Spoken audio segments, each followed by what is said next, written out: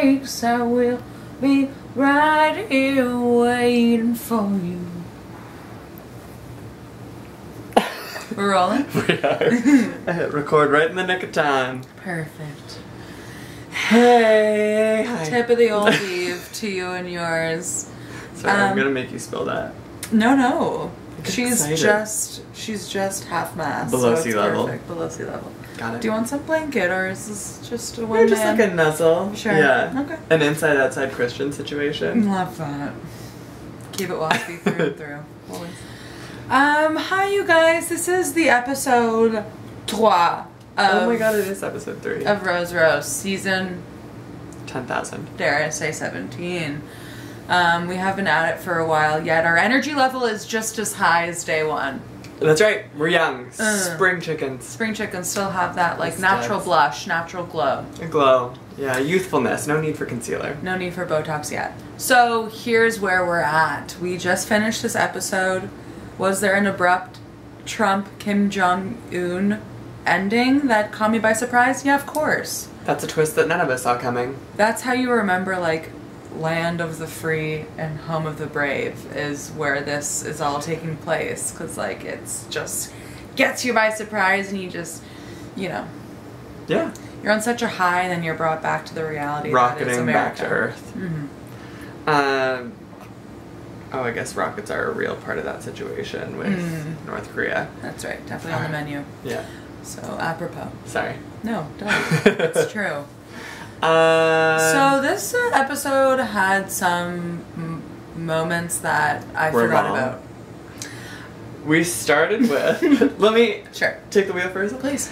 So we start with the group date with Colby, Colton, Carter, whatever his name was, and a bunch of the guys being invited to go to a spa. Plot twist, they were not being doted on. They were the ones who were providing the massages. Yeah. For Becca and her gal pals, her TV friends, which is what brings us around to Colton and Tia Yes.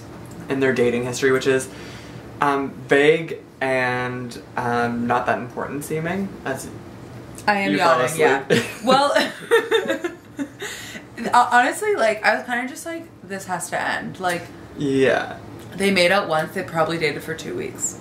I don't know. Like, Yeah. they both went on dating reality competition shows, so, like, it's over. If Like, he the wanted to weirdest- date her, why would he go on why would he go on the show? He could Yeah. just be like, let's do this, don't go on the show. Do you know what I mean? Like, It was just weird because, like, these are her friends, but they're like TV friends. They're not real friends. and the girl closest to her, I legit don't know who it is. The girl beside Yeah. Tia, in between Becca and Tia. Tia? I have no idea who that is. I mean, it's not relevant anyways.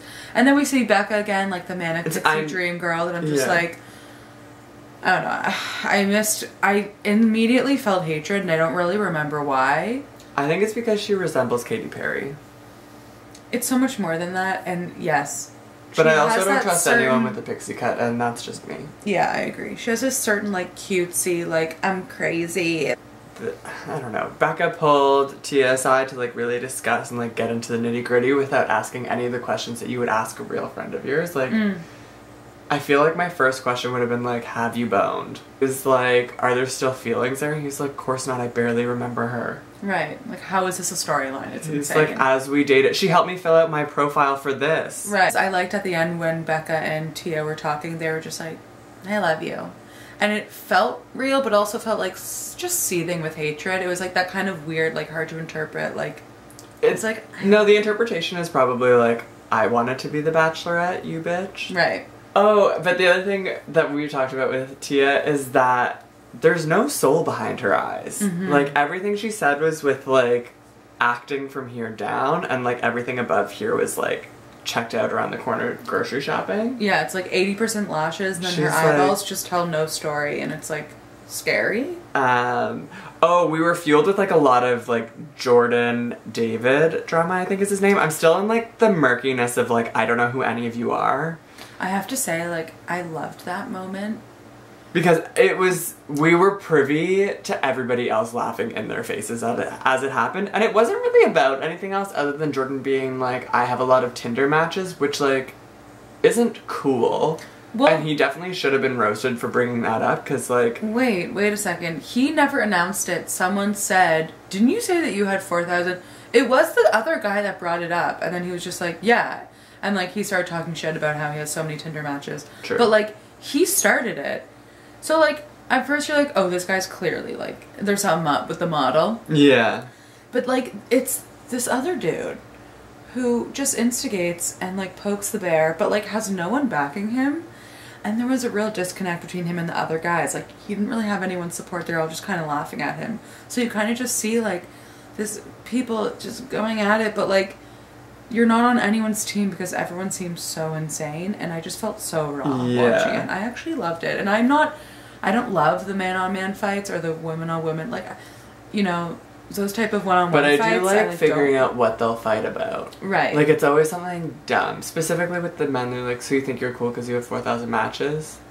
But you're right. Nobody supported him. Like, nobody was like, we asked for this. No one was like, yeah, like, let's slam this guy on TV. Like, I'm down. This is hilarious. They were just like, They were like, I'm not doing anything else. Uncomfortable. Also, that moment when he was like, Jordan, the model, was just, like, seething.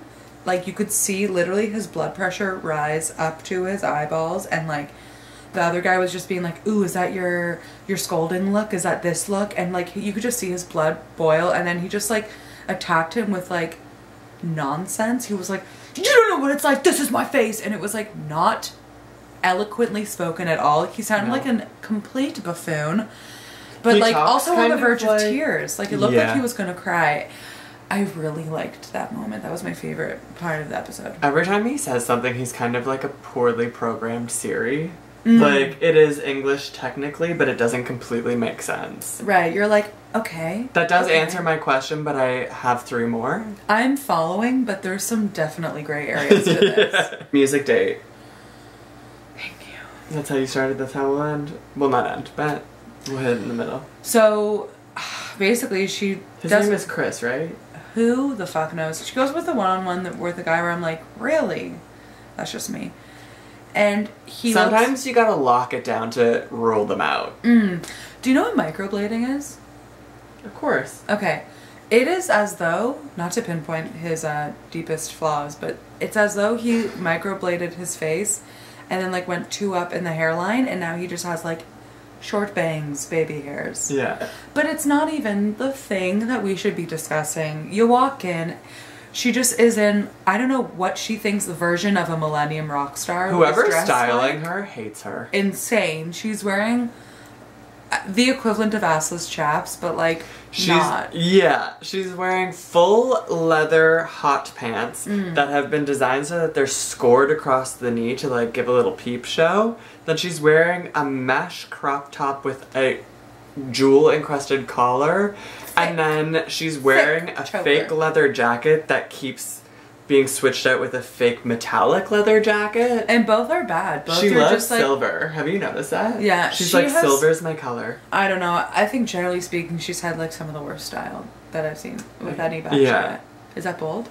Yeah, maybe there is no stylist. Maybe she's like, no, I'll handle this. She's like, I got this. Chris Harrison, just give me your credit card and I'll go on Nasty Gal and I'll just order a bunch of shit. Should I do the black leather jacket or the metallic? Oh, I'll just do both. And I'll do it in different things. And it's fine.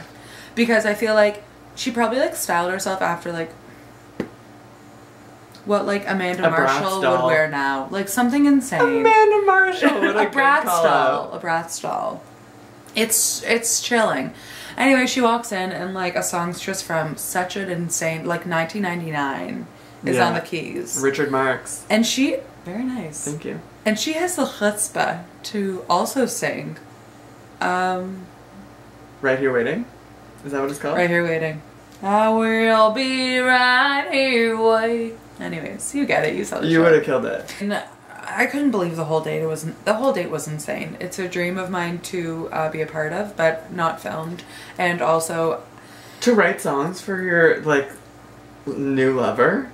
Oh, I would. It's my dream to be a part of as, like, a third-party observer. Copy. I mean, it's a dream. You want to be Richard Marx. It's hard to interpret how I'd want to be involved. I just know that, like, this has been a dream come true for me to watch. Yeah.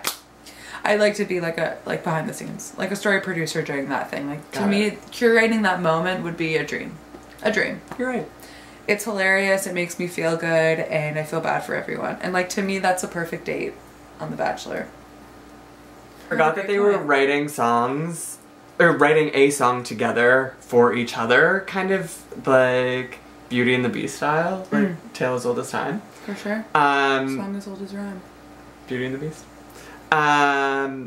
But he like couldn't open up, and he had all these like angsty like shots of him in the hallway being like, I can't be in here, I gotta like be alone with my thoughts. He's like looking at a rain out the window like and the best, like, they're not asking for that much. Like, you don't know each other, so like I feel like a line like, you make me smile when it rains, is good enough. For sure. Like, that's all. Anything more is too much. Yeah. And then they like go on their date later, and this is another thing that I love when you're the Bachelorette, being like, scrape open that wound for me, like I want to know what's going on, and they have to tell you. Like, they have to be like raw with their emotions that they like have never dealt with before. Abandoned at birth. Yeah, and he was like, I've been abandoned at birth, and I'm saying to you that women are always being talked about for their like daddy issues, but literally every man has daddy issues. Every man has daddy issues. Like, I feel like she just sits down and she's like, tell me about your dad. And they're like, right. You know? It's almost like the song had nothing to do with her. It was just like a song about how unrequited love with his pop. Oh wait, at what point did that guy fall out of bed? Oh my god. Dave. David? Yeah, it was Dave, like I know him. The fact that how that story was told is unbelievable. Like, they always try and make it look like a fight, but that was like especially bad that they like drew it out for like 5 minutes, and I was like, what's happening? Like, I knew, I was like, in my bones, Jordan didn't do this. Right. But it must have been humiliating to accept a call and be like, hey Becca. She's like, hey buddy. We're like, what happened? He's like, so you know how we have bunk beds? And she was like, grown men. I'm familiar. And he's like, and I'm 32 if a day. She's like, that's right. And he's like, so I rolled out of my top bunk last night and landed on my face. Exactly. She's like, wow, my ovaries just raisined right up. To me, it's like, how, even, granted, it's his unconscious, whatever, unconscious. Yeah. Holy shit. We'll edit that out. How did he not catch himself falling, like, make his hand protective? He did, but not like, using his hands. What did he use? His face. Yeah. I can't believe that. Like, to me, like, even in your sleep, you're just like, bare minimum, you're protecting your face. Like, yeah. Not this man, not this beauty queen. And Jordan was so smug about it. He was like, you came for my face and the Lord came for yours. Also, like, is he really a model, and like, who's his agency, you know? Tinder. If we can get some boots on the ground, I'd love that. Yeah. And, I mean, I got nothing else to say about football. No. Yeah. They just played football a lot, and it lasted a really long time, to the point that I was like hoping Trump and Kim would come back. The insecurity of like that sweet boy who got the one-on-one date. Blake. He's so cute. Or Connor. I don't know what it is, like, I feel like they're making everyone feel this way, but I really like him. I think he's an earnest, sweet boy. And he has anxiety about this whole thing, and like, he's like, I don't know how I feel about my girlfriend dating other guys, and she's like, oh, your girlfriend. He's like, oh. Right. Which was like a bit of a faux pas, but like it was an adorable one when you're like, I could be your girlfriend. Okay, you like don't have game, but like you're so cute, and like, I don't know how long you'll last, but you seem really sweet. Yeah. But I also kind of want him to win. Is that weird? Oh wait, actually, can I say something? Yes. That's not weird. I agree with you. Okay. So when Garrett was like, these are moves, and picked her up, and she like fully wanted to make out afterwards, like, just like go with me, talk this out. Like, sure. Are you not like more turned on when a man can pick you up? Most women do not like to be picked up. I agree. I also don't like to be picked up because it feels very unsafe. And can I just say, most men can't pick me up. So I've been in a situation before where it was demanded. I don't know if that's on me or the man, you know, like, felt really raw saying it's gravity's fault. Yeah. It's true. Ooh. I don't know, like, nature. I feel like most men can't pick me up. So to join you in that boat, I've been in an intimate situation before where someone has been like, I'll pick you up. And I was like, you can't pick me up. And they were like, I can hold and carry you. And I was like, you can't. And I came so close to being dropped through a coffee table.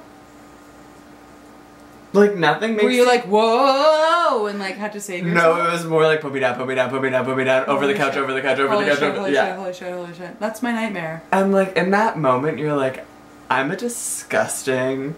pile of trash. Yeah, like a heavy pile of trash. Sandbags. Yeah. And they're like, you can't redeem yourself from that after demanding to pick you up. And then you're like... You know what's so deeply upsetting about the situation? Both of you feel insecure. Like, the man is wronged because he doesn't have the strength to carry someone that he's intimate with. And then, like, everyone's at fault. It's a failure. That's why it's so bad. Women know that going into it, either one of us is going to feel bad, both of us are going to feel bad, or, like, this will feel great. And I felt pressure. Like, I knew that I was like, I will get hurt.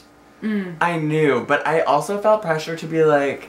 spontaneous and fun. Yeah, of course. It's like, pick me up. And like, it is so nice. Like, everyone wants to be carried, but nobody wants to feel the strain in your partner's face because of your body weight. Like, I'm either... Like, heels come off the ground. Literally. That has happened to me before, by the way. I literally just went there. Have you tried to lift me? My birthday last year. Oh my god. One of the most traumatic experiences. We just rolled around on the ground. I still haven't fully mentally recovered. Aidan I still have pictures of it on my phone. Aidan tried to pick me. First of all, I picked you up first. It's true. Effortlessly. Flawlessly. I was like yeah. Spin you around, caught you again, hoist and then you were like, throw me there. My turn. And I was like, no. And you like gently, like not even like committing to it, just like, okay. It was the equivalent of like, I can't even, if I just like exhaled that much lighter. It was like, okay. And you also tried it like 3 times because we were both drunk, and each time I was like, please no, please no. Stop. Oh, that was humiliating. Mental. Anyways, back to Becca. Physically horrible for me. Yeah. Back to Becca.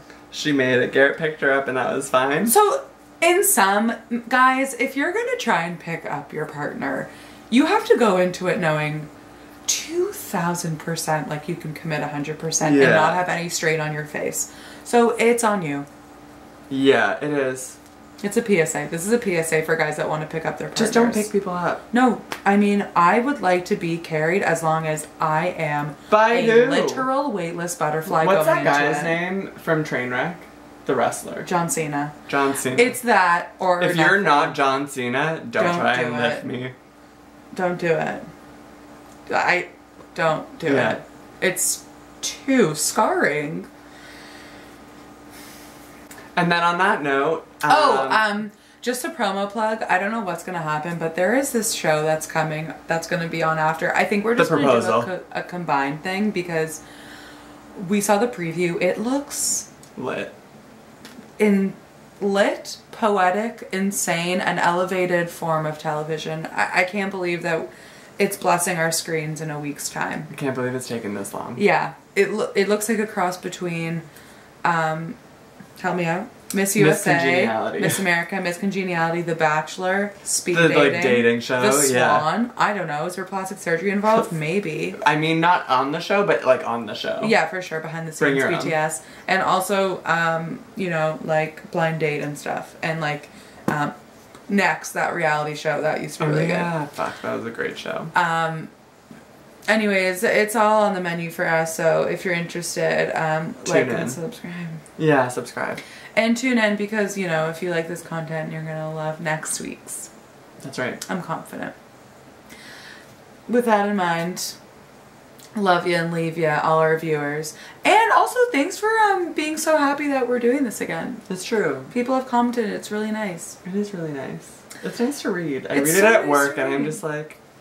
To be honest, I like can't really believe it, and I'm just like, Because it's really, like, you know, you forget that people watch this. That's right. Right? Yeah. Okay. Love you so much. Take care. Hope your day today is just fine. Incredible. You know? And incredible.